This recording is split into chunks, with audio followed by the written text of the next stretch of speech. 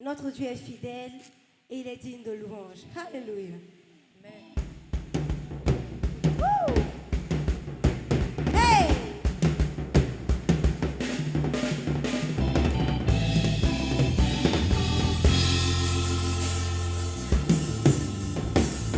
Je bénirai l'Éternel pour tous ses faits. Sa louange sera toujours dans ma bouche. Je bénirai l'Éternel. Je bénirai l'Éternel pour tous ses faits. Sa louange sera toujours dans ma bouche. Je bénirai l'Éternel. Je bénirai l'Éternel pour tous ses faits. Sa louange sera toujours dans ma bouche. Je bénirai l'Éternel. Oh mon âme, bénis l'Éternel. Bénis le Dieu d'amour.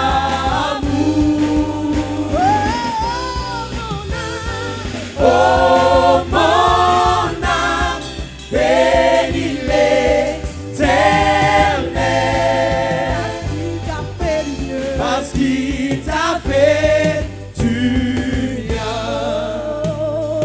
J'exalterai l'Éternel. J'exalterai l'Éternel pour tous ses faits. Sa louange sera toujours dans ma bouche. J'exalterai l'Éternel. J'exalterai l'Éternel pour tous ses faits. Sa louange sera toujours dans ma bouche. J'exalterai l'Éternel. Oh mon âme, bénis l'Éternel.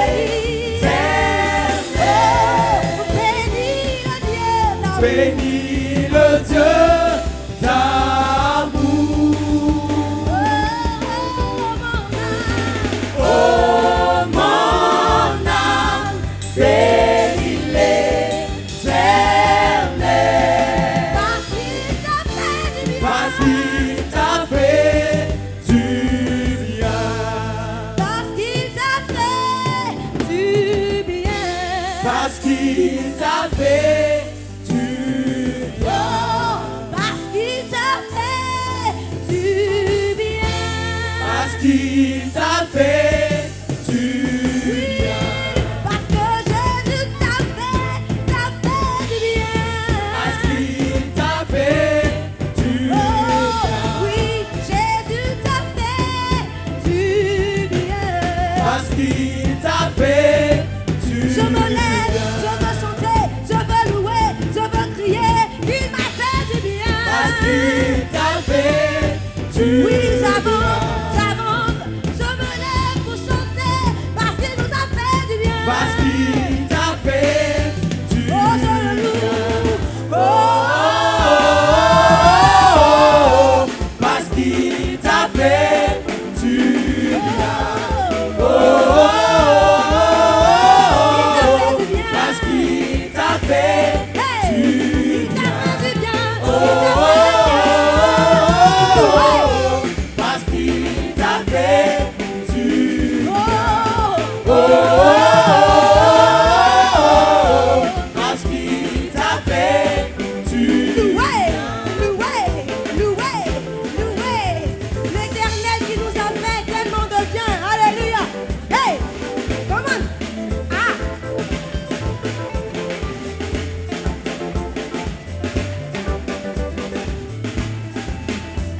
Hey. So.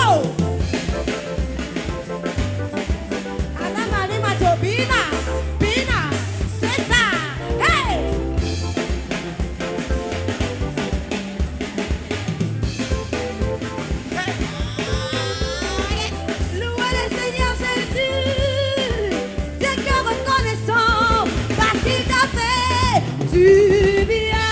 Parce qu'il Il a t'a veillé fait sur ta famille, il a veillé sur tes projets, il t'a gardé, il t'a fait du bien. Parce qu'il t'a fait Il t'a fait du du bien, bien. il t'a fait du bien, il t'a fait du bien. Loué. Parce qu'il t'a fait du bien. Parce qu'il t'a fait du bien. Parce qu'il t'a fait du bien.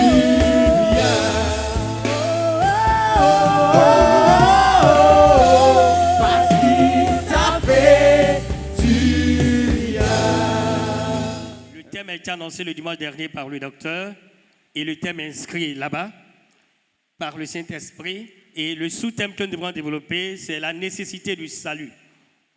Et c'est caractérisé dans l'ancienne et dans la nouvelle alliance. C'est de ça que je me suis inspiré. Donc le texte que je vous propose ce matin se trouve dans l'évangile de Luc, chapitre 1. Nous allons lire à partir du verset 67. Luc, chapitre 1. Nous allons lire à partir du verset 67. Je profite pour réitérer ou pour souhaiter mes vœux les meilleurs à ceux et celles que nous n'avons pas eu l'occasion de voir pour une raison ou pour une autre, parce que tout le monde n'était pas là le 31 ni le premier dimanche. Que le Seigneur, le Dieu Tout-Puissant, continue de vous bénir et d'avoir sa bonne et sa puissante main sur les uns et sur les autres. Luc, chapitre 1, verset 67. Zacharie, son père, fut rempli du Saint-Esprit et il prophétisa en ces mots. Béni soit le Seigneur, le Dieu d'Israël, de ce qu'il a visité et racheté son peuple. Et nous a suscité un puissant sauveur dans la maison de David, son serviteur, comme il avait annoncé par la bouche de ses saints prophètes des temps anciens. Un sauveur qui nous délivre de nos ennemis et de la main de tous ceux qui nous haïssent. C'est ainsi qu'il manifeste sa miséricorde envers nos pères et se souvient de sa sainte alliance, selon le serment par lequel il avait juré à Abraham, notre père, de nous permettre, après que nous serions délivrés de la main de nos ennemis, de le servir sans crainte, en marchant devant lui dans la sainteté et dans la justice tous les jours de notre vie. Nous arrêtons au verset 75. Ce merveilleux cantique que nous venons de lire fait suite à une œuvre spéciale et particulière que Dieu a accomplie dans la vie de Jean-Baptiste et dans son épouse. La Bible dit d'eux ils craignaient Dieu, ils aimaient Dieu, ils étaient fort avancés en âge, mais jusque-là, ils n'avaient pas eu d'enfant. Et donc, Jean-Baptiste a été tiré au sort, le père de Zacharie a été tiré au sort pour aller offrir le parfum. Et pendant qu'il offrait le parfum, l'ange Gabriel va lui apparaître et va lui annoncer une bonne nouvelle en lui disant « Zacharie, ta prière a été exaucée. Ta femme Élisabeth te fera un fils dans sa vieillesse. » Étonné, il dit « Mais comment cela se fera ?» Il dit « Bon, tu seras cela, mais mes paroles s'accompliront. Toi, tu ne parleras pas, tu deviendras muet. » Zacharie finit son service, il sort, et il ne peut plus parler, il ne fait que des gestes. Et le peuple avait compris que quelque chose s'est passé dans la maison du Seigneur. Effectivement, sa femme, Élisabeth, Dieu va la visiter, et elle va accoucher. Et l'ange avait déjà dit à Jean-Baptiste, le nom qu'on devrait donner à l'enfant devrait s'appeler Jean. À Zacharie, pardon, l'enfant devrait s'appeler Jean. Alors qu'on donnait plusieurs noms, ainsi de suite, le père va prendre un écritoire et il va écrire Jean est son nom. À peine il a fini de dire cela, que sa langue va se délier et il va commencer à bénir le Seigneur. Et en ce qu'il disait pour remercier le Seigneur, c'est une partie qui nous est transférée, que l'Esprit de Dieu va remplir Zacharie, et Zacharie va donc prophétiser. Il va parler sous l'inspiration du Saint-Esprit en révélant tout ce que nous venons de lire. Frères, sœurs, il y a des versets, tous les versets nous intéressent, mais le thème ou le sous-thème de ce matin est tiré du verset 69. Il dit, béni sois-tu, le verset 68, béni soit le Seigneur, le Dieu d'Israël, de ce qu'il a visité et racheté son peuple. La pensée donc que je m'en vais vous proposer pour notre culte de louange et d'adoration, c'est sous-thème, c'est la visitation des dieux, simplement. La visitation des dieux. L'objectif, c'est de montrer la démarche que Dieu va entreprendre, comprenez? La démarche que Dieu va entreprendre en vue d'apporter le salut à l'humanité. Le Dieu que nous servons est un Dieu personnel. Et il veut une relation personnelle avec les hommes et les femmes qu'il a créés selon son image. Voilà pourquoi quand il a créé Adam et Ève dans le jardin d'Éden, tous les jours il allait à la rencontre d'Adam et de Ève jusqu'à ce que le péché intervienne et que cette relation, cette intimité, cette communion soit brisée. Ce Dieu donc personnel veut une relation personnelle entre l'homme et lui. Dieu donc vient au besoin, sinon à la rencontre du besoin de l'homme. Dieu vient à la rencontre du besoin de l'homme. Donc l'expression, la visitation de Dieu est mise en relation avec le salut. Et avec le salut, c'est différent d'autres connotations que cette expression, bien ce thème peut prendre. Le but que je voudrais atteindre, le but c'est ce que je viens de dire, c'est la démarche de Dieu en vue du salut de l'humanité. Et ensuite, le second but, Dieu vient à la rencontre de nos besoins. Dis Amen. As-tu un besoin ce matin? Le Dieu personnel vient à la rencontre de ton besoin. Dis Amen. Quand Adam a péché, c'est Dieu qui est venu à sa rencontre. C'est Dieu qui s'est mis à sa recherche. C'est Dieu qui lui a dit, Adam, où es-tu? Dieu vient donc à la rencontre de nos besoins. Et nous verrons cela tout à l'heure. Mon objectif, c'est d'amener chacun d'entre nous, pour ceux, premièrement, qui n'ont pas fait la paix avec le Seigneur, à se tourner vers le Seigneur pour le salut de leur âme. Deuxièmement, à nous tous qui avons déjà fait la paix avec Dieu, à nous attendre au Seigneur, parce qu'il est le Dieu qui visite, il est le Dieu qui vient au-devant du besoin de son peuple, et enfin, avoir une foi, confiance ferme et inébranlable dans ce Dieu qui a créé les cieux et la terre. La visitation de Dieu, c'est quoi? Et si on expliquait cette expression, la visitation de Dieu, c'est quoi? La visitation de Dieu en relation avec le salut, je le dis, je me répète, c'est l'intervention de Dieu en vue de libérer, de délivrer ou de sauver son peuple. L'intervention de Dieu en vue de libérer, en vue de délivrer, en vue de sauver son peuple. Donc on parle de visitation en relation avec le salut, c'est Dieu qui intervient en vue ou bien dans le but de sauver, délivrer, etc., etc. Deuxièmement, la visitation de Dieu, c'est l'action de Dieu en faveur de son peuple. L'action de Dieu en faveur de son peuple. Troisièmement, la visitation de Dieu, c'est l'acte par lequel Dieu accorde une bénédiction, un bienfait, une réponse à quelqu'un, comme dans le cas de Jean-Baptiste. Ta prière a été exaucée. Jean-Baptiste a été visité, lui et sa femme. Dieu les a visités, lui et son épouse. Alors, cette bénédiction qu'ils attendaient depuis de nombreuses années, la prière a été faite, mais un seul jour, l'ange va venir lui dire, ta prière a été exaucée. Dis Amen. Dis Amen. Oh, je voudrais dire à quelqu'un ce matin, peut-être qui est découragé, qui pense peut-être que Dieu l'a oublié, qui pense peut-être que Dieu ne se souvient plus de ses prières. Dieu n'oublie pas. De la même manière que Dieu a dit à Zacharie, alors qu'il ne s'attendait même plus, il était vieux, avancé en âge. Alors que sa femme était vieille, avancée en âge, Dieu s'est révélé à eux par son ange. Dieu leur a dit, ta prière a été exaucée. Je dis à quelqu'un ce matin, les prières que tu as fait depuis de nombreuses années en arrière, pour lesquelles tu as fait des offrandes, pour lesquelles tu as jeûné, pour lesquelles tu as prié, pour lesquelles tu as posé des actions, cette prière a été exaucée. 2002 est l'année de la visitation de Dieu pour ton foyer, pour ta maison, dans ton ministère et partout au nom puissant de Jésus-Christ de Nazareth. Dis Amen si tu es d'accord. Est-ce que quelqu'un peut donner un amen fort? Un amen fort! Le Dieu qui a créé les cieux et la terre, il est le Dieu qui vient au devant du besoin de l'homme. Quel est ton besoin ce matin? Tu es sauvé, donc tu n'as pas besoin de salut. Mais peut-être tu es malade. Et à cause du fait que tu sois malade, il est le Dieu qui guérit. Peut-être tu es oppressé. À cause du fait que tu sois oppressé, il est le Dieu qui libère. Quelle est la situation par laquelle tu passes? Dieu te visite. Donc, l'intervention de Dieu en faveur de son peuple, l'acte par lequel Dieu accorde une bénédiction, et bien fait une réponse à quelqu'un. Dis Amen. J'ai dit, dis Amen. Tu attends cette bonne réponse de la part de Dieu. Alors, à travers la visitation de Dieu, Dieu t'apportera cette réponse. Dis Amen si tu es d'accord. Et la quatrième et dernière, il y en a plusieurs. La quatrième et dernière définition, c'est la manifestation ou la révélation de Dieu. La manifestation ou la révélation de Dieu à quelqu'un. Dans la visitation de Dieu, c'est l'acte par lequel Dieu se révèle. Dieu se manifeste. Ce Dieu invisible va prendre sur lui la responsabilité de se révéler ou de se faire connaître à l'homme. Ici, il s'est fait connaître, ou il est venu à la rencontre du besoin de Zacharie et de son épouse par le canal de l'ange Gabriel. Dans l'ancienne alliance, nous voyons qu'il peut prendre la forme de l'ange de l'Éternel, qui n'est rien d'autre que Dieu lui-même, sous une forme physique. Et donc Zacharie, rempli du Saint-Esprit, va dire Dieu, béni soit l'Éternel, le Dieu de notre Père, qui nous a visités en nous suscitant un puissant libérateur, un puissant sauveur. Donc retenons cela, la visitation de Dieu, c'est l'acte par lequel Dieu se révèle, Dieu se fait connaître, Dieu se manifeste. Et dans le cas du salut, Dieu alors va se connaître. Quelle est la démarche donc que Dieu va entreprendre pour que le salut soit possible, pour que vous et moi nous soyons possibles et que ceux qui ne croient pas encore soient possibles.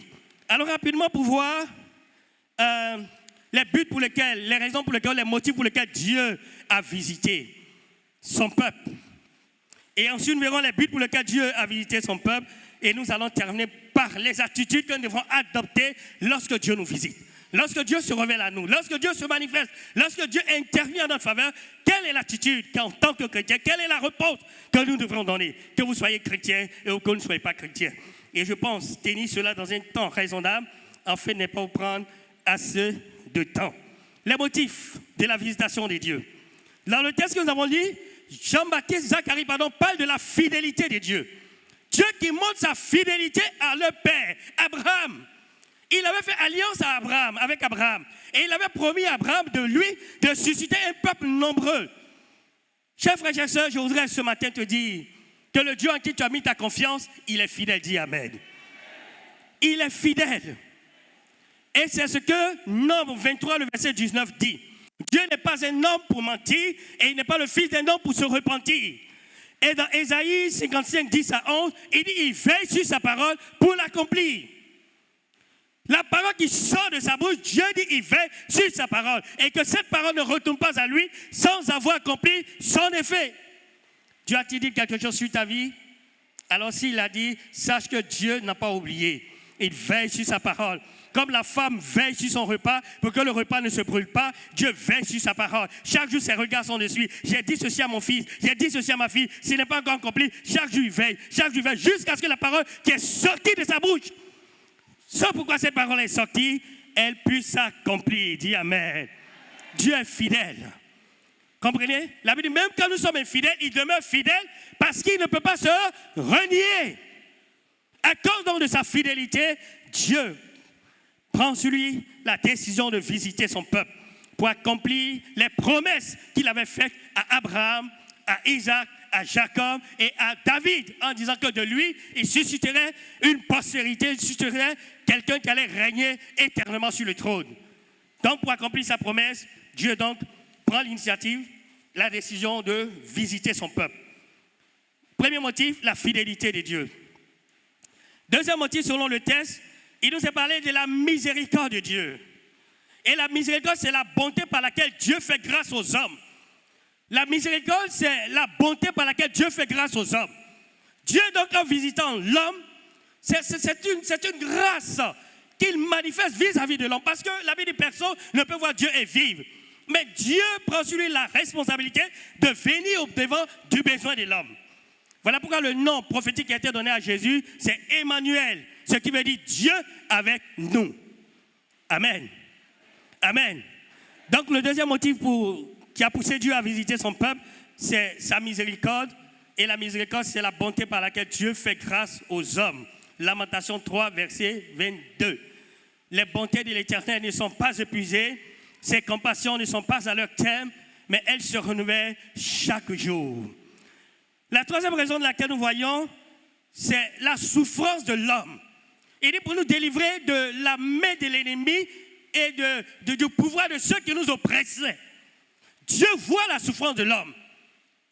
Dans Exode 3, verset 7, c'est ce qu'il a dit à Moïse. Il dit, j'ai vu la souffrance de mon peuple. Et j'ai vu le joug sur lequel le mettaient les Égyptiens. Alors je suis descendu. Alléluia. Je veux dire à quelqu'un que Dieu a vu ta souffrance. Dieu a vu tes larmes. Il a vu ce que tes ennemis te font. Il a vu l'oppression sur laquelle tu te trouves. Et parce que Dieu veut, alors Dieu te visite. Amen. À cause de la souffrance de l'homme, Dieu compatit avec nous. Lorsque nous souffrons, Dieu souffre avec nous. Vous savez, Dieu en Christ est devenu homme pour expérimenter tout ce que les hommes vivent. La seule chose qu'ils n'ont pas expérimenté, c'est le péché. C'est-à-dire qu'ils n'ont pas péché. Mais il a été fait péché pour nous. Jésus a eu faim. Quand tu as faim, alors il sait ce que la faim est. Est-ce que tu me comprends, frère et soeur? Est-ce que quelqu'un me comprend ce matin? Jésus a eu faim. Jésus a eu soif. Jésus a été fatigué, il a été rejeté, il a connu la solitude, il a connu presque tout ce que nous sommes en train de connaître. Il a manqué même d'argent, la preuve. Il a envoyé Pierre pour aller pêcher un poisson, pour enlever l'argent dans sa bouche, pour payer l'impôt. Donc il est arrivé où lui-même, Judas qui était le trésorier, il n'avait plus d'argent dans la caisse. Tu es sans argent ce matin, tu es rejeté, tu es incompris. Quelle est la situation par laquelle tu passes? Le Seigneur connaît et il compatit. Et à cause de cela, la souffrance de l'homme de façon générale et du péché, alors Dieu décide de visiter. Dieu décide de visiter, Dieu décide d'intervenir, Dieu décide d'agir, Dieu décide de se révéler, Dieu décide de se faire connaître. La Bible dit tous ont péché, selon Jean 3, Romains 3, verset 23, tous ont péché et tous sont privés de la gloire de Dieu. Et Romains 6, le verset 23, le salaire du péché, c'est la mort. Nous étions dans une situation difficile, compliquée. Sous le joug de l'adversaire, le diable faisait ce qu'il voulait de nos vies. Et Dieu a vu ta souffrance, comme dans le psaume 107 que nous avons lu. Dans leur détresse, ils criaient à l'Éternel. Pour certains, Dieu est venu à leur rencontre lorsqu'ils étaient dans la souffrance. Ils étaient malades. Et dans cette situation, Dieu, Dieu est venu à leur rencontre. Pour d'autres, ils étaient abandonnés. La Bible parle dans la solitude. Ils étaient dans la solitude. Abandonnés, rejetés par tout le monde. Et dans cette situation, Dieu est venu à leur rencontre. Pour d'autres, c'était l'oppression, les forces, les puissances, les ténèbres qui les oppressaient. Ils ne peuvent pas dormir. On a aidé une femme ici comme ça, c'était son problème. Elle ne pouvait pas dormir chaque nuit qu'elle ferme les yeux. Ce sont les hommes qui venaient pour coucher avec elle. Elle en souffrait, mais elle avait honte d'en parler. Et c'était un calvaire au point qu'elle avait peur que la nuit arrive. Quand il fait nuit, elle a peur parce que la nuit, elle sait qu'il y aura la visitation de cet esprit. Dieu a vu sa souffrance. Dieu a vu ses larmes. Et le Seigneur est intervenu en sa faveur pour la délivrer de cette situation. Quelle est la situation dans laquelle tu te trouves? Le Dieu qui a visité Israël, le Dieu qui a visité Zacharie, le Dieu qui a visité l'humanité à travers Jésus-Christ de Nazareth, ce Dieu-là aussi veut te visiter. Dis Amen. Le troisième motif ou la troisième raison, c'est à cause de la souffrance de l'homme. L'oppression que l'homme subit de la part du diable, de la part des démons, de la part des forces des puissances de terre. Dieu voit.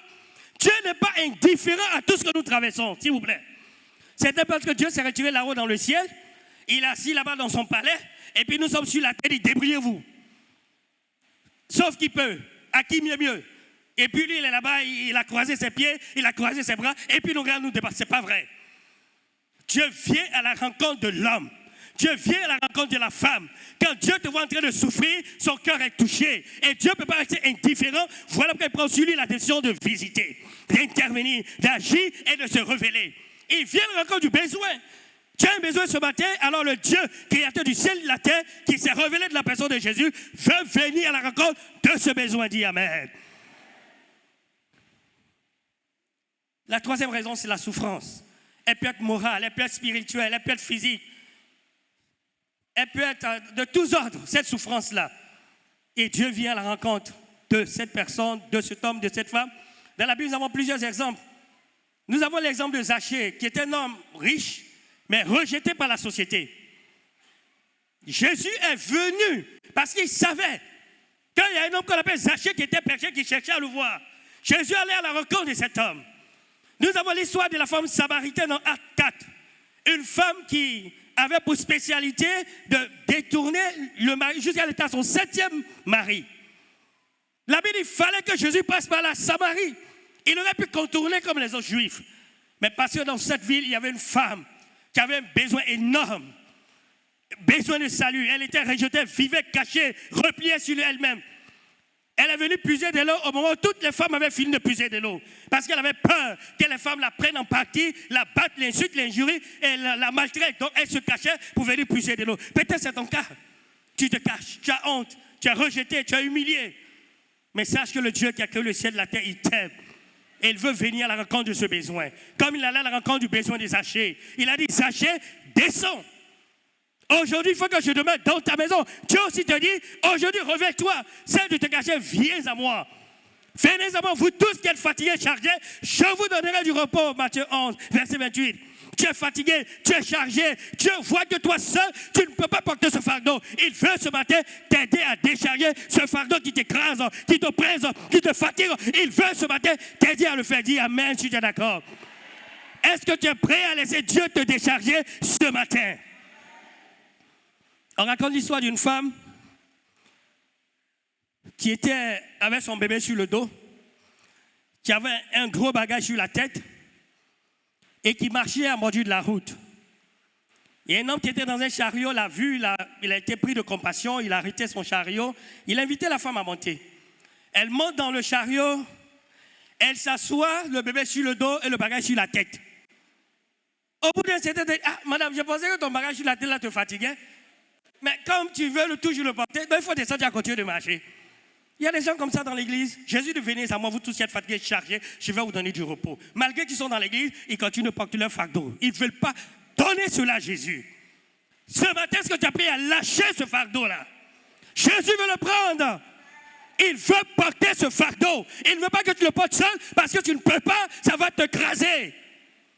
Il voit ta souffrance, l'objet de la souffrance. Est-ce que ce matin, comme les croyants, mais les personnes du psaume 107 qui ont crié à l'Éternel, est-ce que ce matin, tu peux crier à Dieu, Seigneur, je suis fatigué, ce fardeau me presse, je ne peux plus le porter. Jésus, le voici, prends-le. Et Jésus va le prendre. Il va le prendre. Parce que tu es fatigué, tu es chargé. Et ce matin, il veut te décharger. Si tu le veux, il le fera. Dis Amen. Le but de la visitation de Dieu, le texte nous dit, c'est pour nous susciter un puissant sauveur.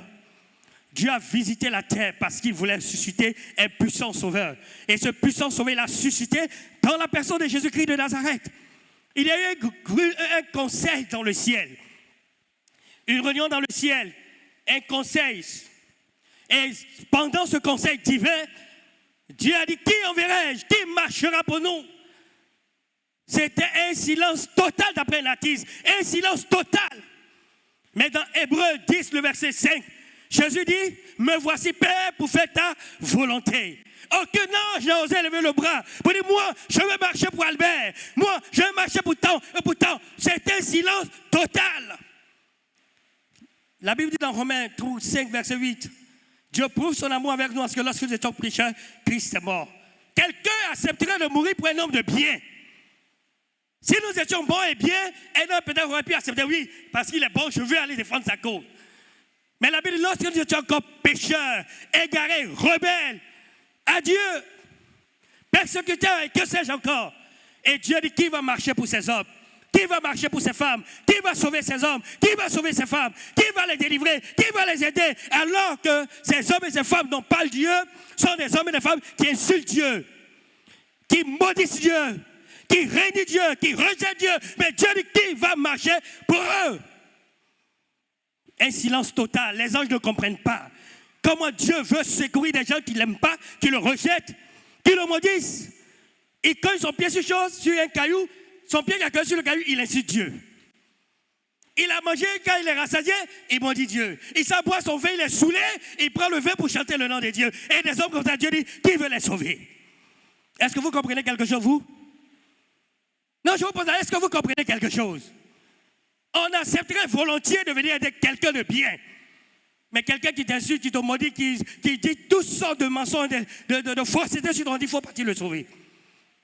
Et dans Hébreux 10, 5, Jésus dit, me voici Père, pour faire ta volonté.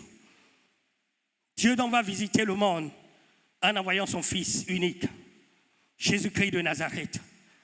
Et c'est de ce puissant sauveur dont parle Zacharie, sous l'onction du Saint-Esprit. Béni soit Dieu, le Père de nos parents, qui nous a suscité un puissant sauveur dans la personne de Jésus. C'est moi qui aime bien dans la personne parce qu'il s'agit de Jésus, de l'annonce de la venue de Jésus. Donc le but pour lequel Dieu a visité, de la visitation de Dieu, c'est de nous susciter un puissant sauveur. Ensuite, ce puissant sauveur aura pour mission de nous libérer de la servitude et de l'oppression. Et Jésus l'a dit dans Luc 4, verset 18. L'Esprit du Seigneur est sur moi parce qu'il m'a oint pour annoncer une bonne nouvelle aux pauvres. Délivrer les captifs, renvoyer libres les opprimés, etc. Et dans Actes chapitre 10, verset 38, la Bible dit Jésus, oint du Saint-Esprit et de force, allait de lieu en lieu, délivrant tous ceux qui étaient sous l'empire du malin. Et le dernier but pour lequel Dieu suscite ce puissant sauveur, mais Dieu visite son peuple, il dit en fait que nous puissions le servir sans crainte. Le mot qui est utilisé pour service fait allusion au culte, en fait que nous puissions rendre un culte à Dieu. En d'autres mots, en fait de faire de nous des adorateurs. Dis Amen. Dans le ciel, les gens adorent Dieu. Et Dieu voulait une famille sur la terre qui l'adore. Voilà pourquoi il a créé Adam et Ève, qui devraient être des adorateurs humains sur la terre. Une famille sur la terre qui l'adore. Et le péché est venu mettre un frein à ce projet divin. Mais au travers de Jésus, Dieu va susciter des hommes, susciter des femmes. Selon Jean 1, le verset 12, à tous ceux qui l'ont reçu, à ceux qui croient en son nom, il a donné le pouvoir de devenir enfants de Dieu. Et lorsqu'on devient enfant de Dieu, alors Dieu, Jésus nous libère de la puissance de l'oppression. Nous pouvons désormais le servir. Nous pouvons désormais lui rendre un culte ou, pour coller avec le thème et selon l'origine du thèse, nous serons désormais des adorateurs. Et nous adorons le Dieu vivant et vrai. C'est l'un des buts. Le premier but, c'est de susciter un puissant sauveur. L'autre but, son sauveur doit nous délivrer de la main de nos ennemis. Et il l'a fait en payant le prix à la croix. Il l'a fait en mourant pour nous. Et à la croix, Jésus a vaincu Satan. À la croix, Jésus a vaincu les démons. À la croix, Jésus a vaincu la maladie. À la croix, Jésus a vaincu la mort. À la croix, Jésus a vaincu les malédictions. À la croix, Jésus a vaincu tous nos ennemis. Il les a mis sous ses pieds. Dis Amen. Nos ennemis sont vaincus. Tes ennemis sont vaincus. Jésus a triomphé d'eux par la croix. Il les a livrés publiquement en spectacle. Ces ennemis qui nous terrorisaient, qui nous faisaient peur. La Bible dit Jésus les a triomphé d'eux à la croix et il les a livrés publiquement en spectacle. Pourquoi? Parce qu'il veut faire de nous des adorateurs qui n'ont pas à craindre, qui n'ont pas peur. Tout ce qui nous faisait peur, tout ce qui nous effrayait, Jésus a mis ça hors d'état de nuire. Chers frères, chers sœurs, devant cette démarche de Dieu qui a consisté à visiter son peuple, en lui suscitant un puissant sauveur qui le délivre de la main de ses ennemis pour faire de ce peuple des vrais adorateurs, quelle doit être donc la réponse de chacun d'entre nous? Dans l'Ancienne Alliance, Dieu a visité certaines personnes. Prenons juste l'exemple d'Abraham, de Noé d'abord. La Bible dit la terre était corrompue devant Dieu, mais Noé trouva grâce aux yeux de Dieu. Quand Dieu l'a visité, Noé s'est ouvert. Il a obéi à Dieu en construisant une hache par laquelle il a été sauvé, lui et sa famille. Noé a obéi. Il a visité Abraham dans Genèse chapitre 12. Abraham était un païen quand Dieu l'appelait. Quand Dieu l'a visité, quand Dieu s'est révélé à lui, quand Dieu s'est fait connaître à lui, il était au milieu d'un peuple païen. Abraham a écouté la voix de Dieu. Il a quitté sa patrie, il a quitté sa famille, il a quitté la maison de son père et il allait dans le lieu où Dieu lui a dit. Donc il a obéi par la foi. Dans le Nouveau Testament, il y en a plusieurs exemples. Dans le Nouveau Testament, nous avons Zacharie, le père de Jean-Baptiste. Quand Dieu l'a visité, nous voyons que Zacharie a adoré le Seigneur. Il a magnifié, il a célébré. Dans le Nouveau Testament, nous avons l'exemple de Bartimée, fils de Timée, l'aveugle mendiant. Quand le Seigneur l'a visité, la Bible dit, il a laissé son manteau et il a suivi Jésus dans le chemin. Chers frères, chères sœurs, quelle est ton attitude et quelle est la réponse que tu donnes à Dieu ce matin par rapport à la visitation dont tu as été l'objet? Si tu ne connais pas le Seigneur, la réponse que Dieu attend de toi, c'est que ce matin, tu fasses la paix avec lui en recevant Jésus dans ton cœur comme Seigneur et Sauveur. Si tu connais le Seigneur déjà, alors sache que le but de cette visitation, c'est de faire de toi un adorateur de Dieu. C'est dans cette attitude désormais de reconnaissance et de gratitude que Dieu te veut. Tu peux dire Amen? Tu peux dire Amen? Quelqu'un m'a entendu ce matin? Est-ce que quelqu'un m'a entendu ce matin? Que Dieu vous bénisse. Qu'il bénisse cette parole dans votre cœur, dans le nom de Jésus-Christ de Nazareth. Nous allons prier, chers frères, chères sœurs. Nous allons prier. Nous avons dit la visitation de Dieu, c'est le fait pour Dieu de se manifester, de se faire connaître à quelqu'un. Peut-être tu ne connais pas le Seigneur veut se faire connaître à toi. Il veut te rencontrer de la façon que lui, Dieu il a choisi dans les circonstances qui te sont propres. Tous ceux que nous avons vus, Dieu ne les a pas tous rencontrés de la même manière, dans les mêmes circonstances, dans les mêmes situations, dans les mêmes lieux. Chacun son histoire avec Dieu. Alors il veut se faire connaître à toi dans ton histoire, selon les circonstances par lesquelles tu passes. Parce qu'il est le Dieu qui vient à la rencontre de nos besoins. Et le besoin universel de tous les hommes et de toutes les femmes, c'est le salut. Tous ceux qui ne connaissent pas Jésus, leur besoin primordial, fondamental, c'est le salut. Donc s'il y a quelqu'un ce matin qui n'est pas sauvé, la réponse que Dieu attend de toi, c'est de te tourner vers lui pour être sauvé. Pour nous, pour ceux et pour celles qui ont connu le Seigneur, alors sache que Dieu, le processus de la visitation de Dieu est enclenché. Et nous avons eu la visitation de Dieu, c'est son intervention en faveur de son peuple. C'est l'acte par lequel accorde une bénédiction, un bienfait. Le processus est déjà enclenché. Et ça vient vers toi, ça marche vers toi. Dieu veut simplement que tu gardes la foi et que tu t'attends à lui. Ensemble, prions le Seigneur, s'il vous plaît. Est-ce que quelqu'un peut élever la voix pour prier le Seigneur?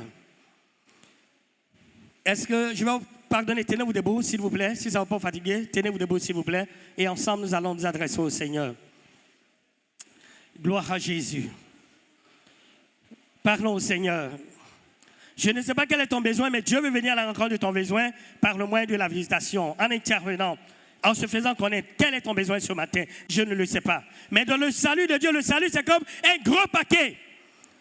Il y a la vie éternelle dans le salut, il y a la délivrance dans le salut, il y a la guérison dans le salut, il y a la restauration dans le salut. Dans le salut, il y a tout. Tu as eu la vie éternelle parce que tu ne connaissais pas le Seigneur. Tu es sauvé. Mais dans ce même salut, dans ce gros paquet, il y a encore d'autres choses qui sont associées au salut. Seigneur, merci pour ta parole. Merci pour les uns et pour les autres.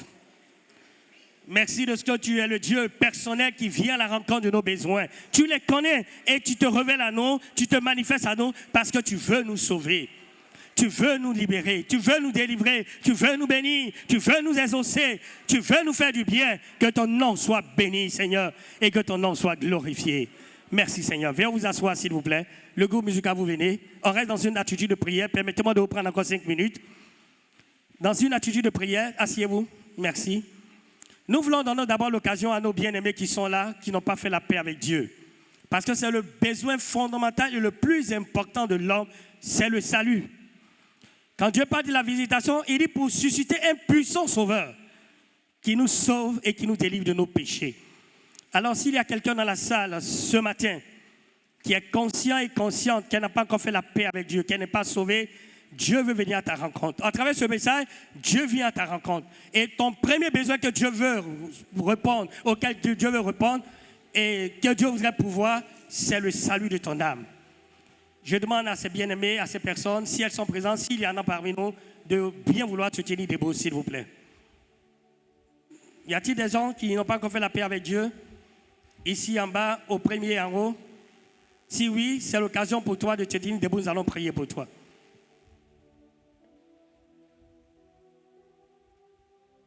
Il y en a en haut là-bas.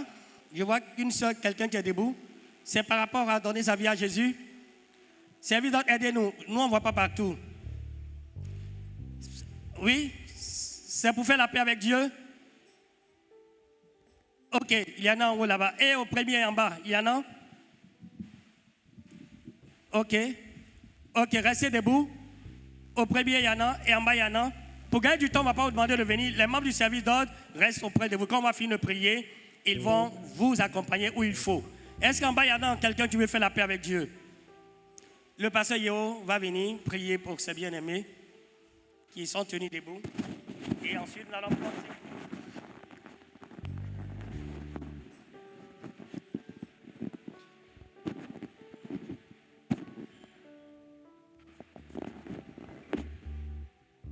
Chers bien-aimés, quel que soit l'endroit où vous tenez, je voudrais, dans votre position, vous allez répéter après moi cette prière pour vous aider à prier, vous aider à vous engager avec le Seigneur. Donc, vous êtes certes loin ou près, mais répétez simplement cette prière après moi. Seigneur Jésus, Ce matin, j'ai entendu parler de toi. Je crois que tu es le sauveur du monde. Je crois que tu es mort pour moi à la croix. Je crois que tu as livré ta vie pour que je sois sauvé. C'est pourquoi je m'approche de toi maintenant. Je reconnais mes péchés. Je demande de me pardonner, Seigneur. Lave-moi dans ton sang précieux. Fais-moi devenir, Seigneur, ton enfant. Efface mes péchés. Écris mon nom dans le livre de vie. Merci, parce que je crois que maintenant, tu m'acceptes comme ton enfant, parce que tu es mon sauveur qui a donné ta vie pour moi. Merci pour ta fidélité. Merci, Seigneur. Amen. Je vais prier pour vous. Seigneur, je voudrais te rendre toute la gloire. Je bénis ton nom, toi qui ne changes pas. Seigneur, quand ta parole est libérée, elle ne retourne pas à toi sans avoir accompli, Seigneur, ta volonté. Et ce matin, tu permets que, Seigneur, notre Dieu, que des personnes, oh Dieu, soient touchées, convaincues par ton esprit et de se donner, Seigneur, à toi, Seigneur, ô Éternel des armées.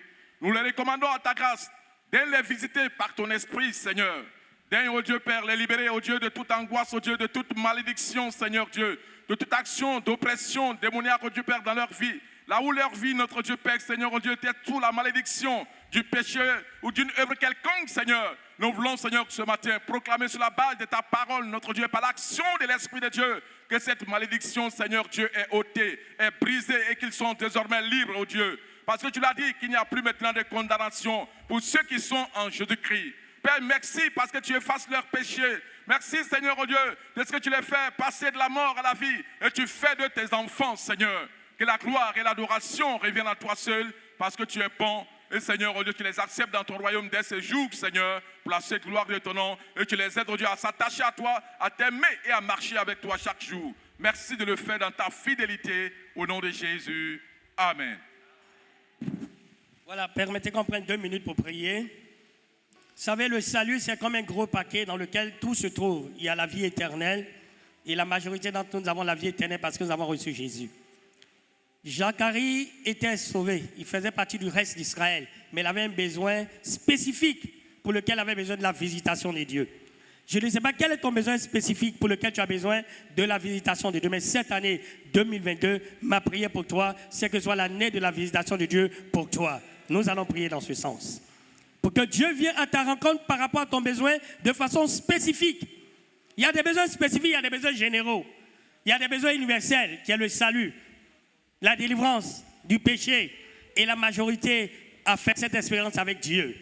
Mais à côté de ça, il y a des besoins spécifiques. Et ces besoins spécifiques-là, que le Seigneur te visite par rapport à ça. Prions ensemble, le Seigneur, et crie à Dieu, comme a fait les gens du psaume 107. La Bible dit, dans leur détresse, ils crient à l'Éternel, et Dieu les délivrera. Quelle est la situation de détresse par laquelle tu passes? Crie ce matin au Seigneur, pour que le Seigneur te délivre, le Seigneur agisse, le Seigneur te visite, le Seigneur te restaure et le Seigneur te repositionne. Alléluia. Nous bénissons ton nom, toi qui es le Dieu fidèle, vivant, vrai. Merci pour mon frère, merci pour ma soeur, merci pour ton peuple. Seigneur, si tu as inspiré au cœur de ton serviteur de parler de la nécessité du salut, tu connais les besoins. Alors, de la même manière que tu as visité Zacharie pour son besoin spécifique, de la même manière que tu as visité Marie parce qu'elle devrait porter le sauveur du monde, de la même manière que tu as visité Zachée, tu as visité la femme samaritaine, tu as visité plusieurs personnes, ce matin, nous te prions, cher Seigneur, de visiter, que cette année 2022 soit l'année de la visitation de l'Éternel, que tu visites dans les maisons, que tu visites dans les foyers, que tu visites dans les services, que tu visites dans les écoles, que tu visites dans les lieux, au nom de Jésus-Christ de Nazareth, qu'il n'y ait personne au sein du temple de l'espérance qui n'ait expérimenté la visitation des dieux. Et donne ta main pour apporter, notre Père, la réponse, et donne ta main pour apporter les ossements, et donne ta main pour apporter la solution, et donne ta main pour décanter les choses, Père. Sois béni et sois célébré. Merci Seigneur. À toi seul soit toute la gloire, Père. Au nom de Jésus. Merci Seigneur. Merci Seigneur. Merci Seigneur. Merci Seigneur. Voilà, dans cette attitude de prière, je vais demander à des anciens, l'ancien Millet, il va venir prier pour tout le peuple de Dieu.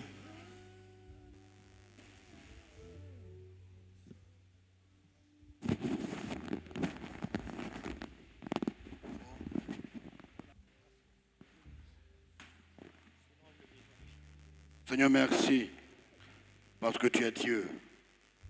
Merci pour ta parole. Merci de ce que tu as mis le doigt sur le besoin spécifique de quelqu'un ce matin. Et comme Dieu, tu es fidèle, tu es miséricordieux, tu es Dieu d'amour, tu es Dieu qui connaît le besoin de chacun.